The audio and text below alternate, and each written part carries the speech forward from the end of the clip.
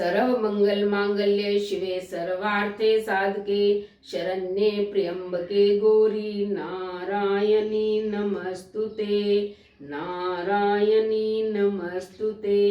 नमस्कार मेरे प्यारे प्यारे बच्चों, आप सबका हार्दिक हार्दिक स्वागत अभिनंदन। बेटा 17 अक्टूबर से माँ दुर्गा की नवरात्रि शुरू होने वाली है, तो सभी जो है इन दिनों के अंदर बहुत ही धूमधाम से माँ दुर्गा की उपासना आराधना करते हैं।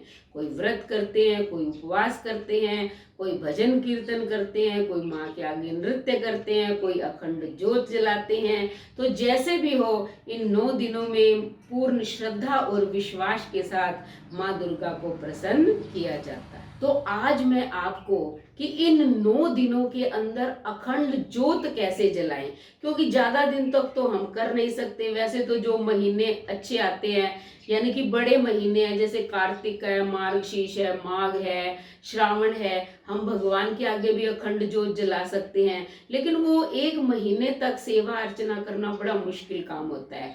तो इन 9 दिनों में हम आराम से माता दुर्गा की उपासना करके और अखंड ज्योत की सेवा भी कर सकते हैं, क्योंकि जो ज्योत है वो माँ दुर्गा का ही रूप है।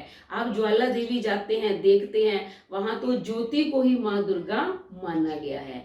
इसलिए आज हम अखंड ज्योत के बारे में आपको बताएंगे कि किस प्रकार आपको अखंड ज्योत जलानी है, उसका ध्यान रखना है, क्या सावधानी है, क्या नियम है, कैसे पूजा करनी है, क्या खाएं क्या ना खाएं, आज मैं आपको सब बताने वाली हूँ। तो आपको सबसे पहले क्या करना है, मान लो अगर आप मंदिर के सामने ज्योत जलाना चाहते हैं तो आप वहां एक पट्टा या चौकी बिछा लेंगे। और अगर अलग से कहीं स्थापना करनी है 9 दिन तक जो आप पूजा अर्चना करोगे, तो आप वहां अलग भी रख सकते हो। तो सबसे पहले एक चौकी या पट्टा लें, उस पर लाल रंग का वस्त्र बिछा दें। उस वस्त्र पर एक पात्र रखें, यानी कि बर्तन। बर्तन कैसा होना चाहिए, तांबे, पीतल या चांदी का। स्टील का नहीं होना चाहिए, क्योंकि स्टील को लोहे में माना जाता है, वो शुभ नहीं होता है। फिर उसमें यानी कि उस बर्तन के अंदर जो है 2 मुट्ठी चावल डालें। चावलों को ऐसे फैलाकर उसमें अष्टदल का कमल बना लें, और फिर उस कमल के बीच में थोड़े से चावल और डालकर उस पर दीपक रखें। दीपक बड़ा लें। आजकल तो क्या कई तरह के बाजार में दीपक आते हैं, लेकिन आपको दीपक इतना बड़ा लेना है कि कम से कम एक बार में 100 ग्राम घी उसमें अवश्य आ जाए। एक तो लंबी जोत वाला होता है, और एक जो है बीच के अंदर हम जो है वो गोल बत्ती बनाकर भी रख सकते हैं, और या आजकल वो पेच वाला भी आता है जिसमें लंबी बत्ती डल जाती है। तो जैसा भी आपके पास दीपक हो, आप दीपक ले सकते हैं। अब दीपक जो है मान लो गोल है, तो आप जो है बीच में रख दें, और अगर बत्ती वाला है तो उसका मुख जो है माता की तरफ कर दे। लेकिन हमेशा घी का दीपक माँ की दाहिनी ओर ही रखें, और घी का दीपक ही जलाएं, तेल का नहीं, क्योंकि तेल का दीपक जो है वो ग्रहों नक्षत्रों की शांति के लिए, उनके लिए जलाया जाता है। जैसे शनि है, भैरव बाबा है, तो माता के सामने कभी भी तेल का दीपक न जलाएं, घी का दीपक ही जलाना है। अब आप उसमें घी डालें, वो बत्ती रखें और उसे जला दें, और आसपास जो है उस दीपक के लाल रंग के फूल रख दें।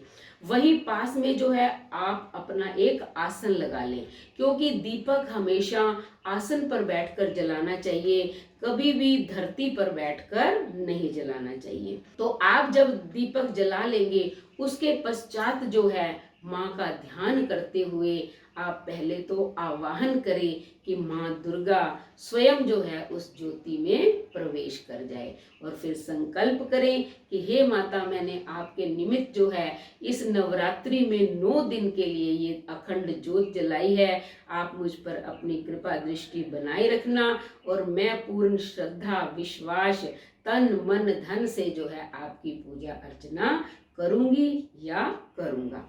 इस संकल्प को करने के पश्चात फिर आप पूजा करें। पूजा की सारी सामग्री आप पास रख लें। आप जो है एक पुष्प जो है वो जल के लोटे में डाल लें। सबसे पहले दीपक को ऐसे स्नान कराएं, छींटे दे दे कि बोले कि स्नानम समर्पयामि, ये दीपक की पूजा हो रही है। ऐसे आपने छींटे मार दिए तो समर्पयामि का अर्थ मैं आपको बता रही हूँ होता है भी समर्पित कर रही हूँ, या कर रहा हूँ। एक शब्द आप अवश्य याद रखें, ज़्यादा मैं आपको मंत्र नहीं बता रही हूँ। तो आप जो जो चीज अर्पण करेंगे बस साथ समर्पयामि बोलते जाना।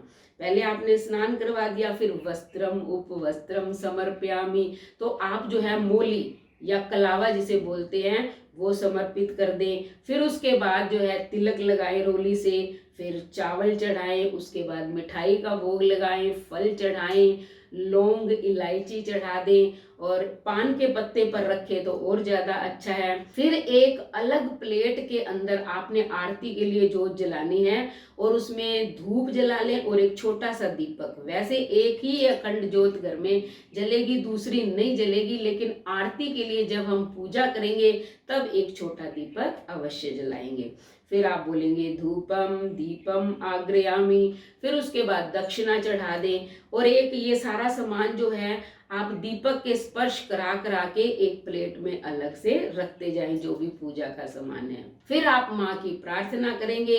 प्रार्थना में जो मैंने पहला श्लोक बोला वो बोल सकते हैं, नहीं तो हाथ जोड़ लें कि हे माता रानी तुम्हारी सदा ही जय हो। बस इतना बोल दें, क्योंकि माँ तो माँ ही है, वो तो आपकी भावना को देखती है और श्रद्धा को देखती है और किसी चीज का उसे कोई लेना देना नहीं है।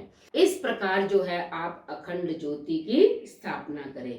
अब आपको इन दिनों में क्या क्या करना है, अगर आप व्रत कर सकते हैं तो व्रत करें, फलाहार करके करें या एक टाइम भोजन करके करें। नहीं कर सकते तो कोई बात नहीं, आप अखंड ज्योत जला दें। मान लो आपका शरीर इतना आपके अंदर सामर्थ्य नहीं है कि आप व्रत कर सके तो कोई बात नहीं, लेकिन आप दिन रात जो है उस दीपक का ध्यान रखें।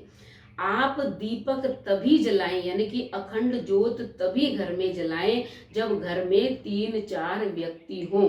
अगर अकेले हैं तो ना जलाएं, क्योंकि अकेले से उनकी सेवा नहीं होती है। उसके पश्चात जो है आप सुबह सुबह आपको प्रतिदिन ये पूजा करनी है और पूजा करने के बाद जो आपने चढ़ाया है सामान, मिठाई फल जो है वो आप बच्चों को दे दें। और लौंग इलायची है वो भी आप जो है घर में उसका प्रयोग कर सकते हैं, चाय में डाल सकते हैं, दूध में डाल सकते हैं। तो चढ़ाया हुआ सामान जो है प्रसाद के रूप में आप ग्रहण कर लें और सारा दिन जो है भजन कीर्तन करते रहें, मन ही मन माता का ध्यान करें, उनकी अर्चना करें। इस प्रकार जो है आपको उस अखंड ज्योति की सेवा करनी है।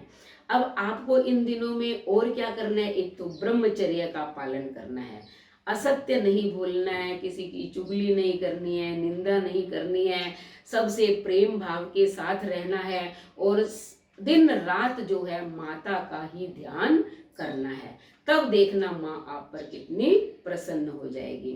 और अगर आप इन दिनों में धरती पर सोएं तो और भी अच्छा है, नहीं तो आजकल तो जो बेड हैं वो भी लकड़ी के बने हुए हैं, इसलिए आप आराम से बेड पर भी सो सकते हैं। माँ तो भाव की भूखी है। अगर आप इन 9 नवरात्रों में इस प्रकार घर के अंदर अखंड ज्योत जलाते हैं तो देखो इससे क्या क्या लाभ है।